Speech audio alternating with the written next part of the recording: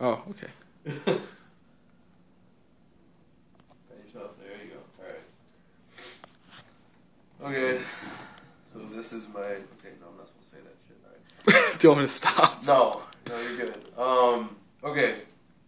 So, growing up, everybody talks about the American dream, and I don't know what it is to you guys, but the American dream to me has always been you go to school, you meet a girl, you go to college, middle school, college, same thing, whatever.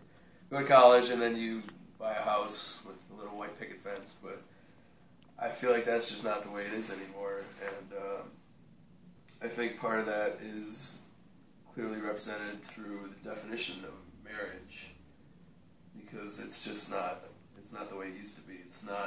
We're not in the 50s anymore, if you know what I mean. So when I looked up marriage in the definition of marriage online, it has two parts to it.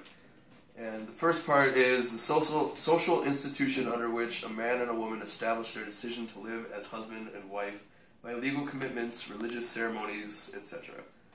And that seems, pretty normal, what everybody thinks of marriage, whatever. But the second part was what really got me and what really, I feel like, strengthens my argument.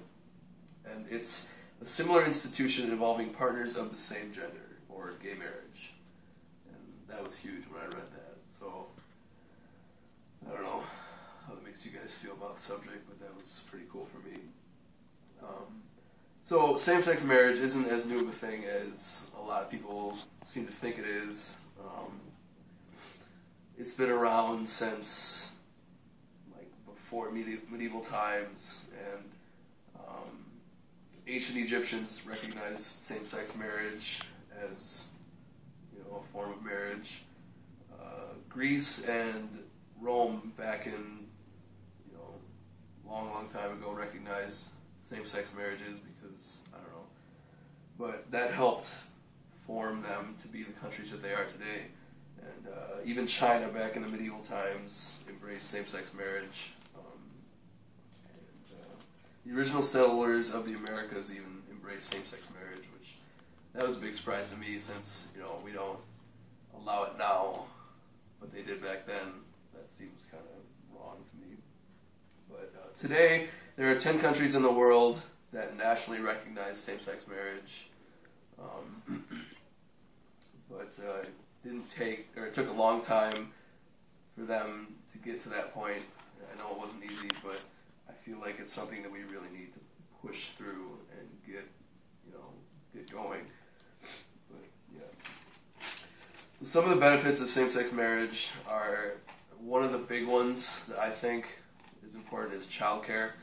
And that's because, if we allow that, then, orphanages and stuff like that are going to empty out faster, and, more people are going to get involved with that, and stuff like that. But a lot of people argue that same-sex couples shouldn't be allowed to have children and stuff like that because they're going to, mold them into these little homosexual deviants and stuff like that, but that's just not true.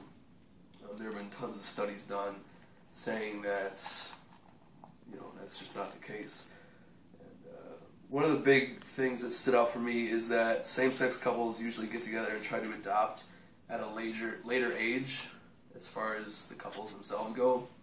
And those people usually have a higher educational background than usually any other people.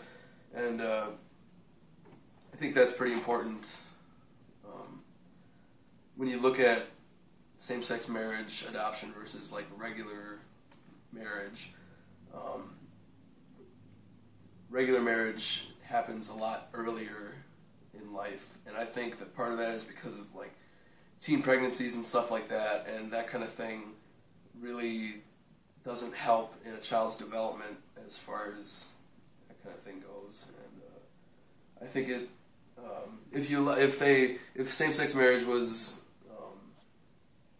legalized, I think that the divorce rates would also be lowered significantly, because right now out of the top 10 states, in the United States that have the lowest divorce rates. 6 of them legally recognize same-sex marriage. And I think that's a pretty big factor when looking at that. One of the things that people argue against same-sex marriage is that it would take away from the uniqueness of the gay community, and that's because right now people aren't really tied down with marriage because, you know, people in the gay community can go around freely and do pretty much whatever they want because they don't have the option of marriage. But I like to look at that as kind of like a college student's party phase, because we all kind of go through it, but then we settle down later in life and, you know, we start a family, get married and stuff like that. So I think those are two pretty closely related options. Other than that, I think that politics and religion play a big role in how people think about same-sex marriage. And the big thing for politics for me is it seems like most of the time politicians will just take a side on the topic based on what the party feels rather than how they actually feel, because most of the politicians are, you know, just backed by rich billionaires or whatever, but that's a different topic. Yeah, and then religion, there's really only one main passage in the Bible that talks about same-sex marriage or homosexuality, and that's Romans 1:26 through 27. It said, "For this cause God gave them up unto vile affections, for even their women did change the natural use into that which is against nature, and likewise also the men. Leaving the natural use of the woman, burned in their lust one toward another, men with men working that which is unseemly, and receiving in themselves that recompense of their error which was men."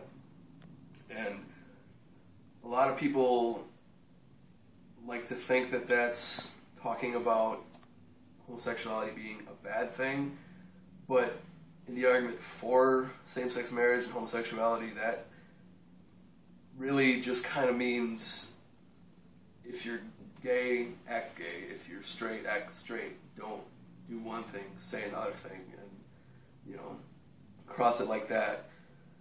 And that was one of my main arguments for religion.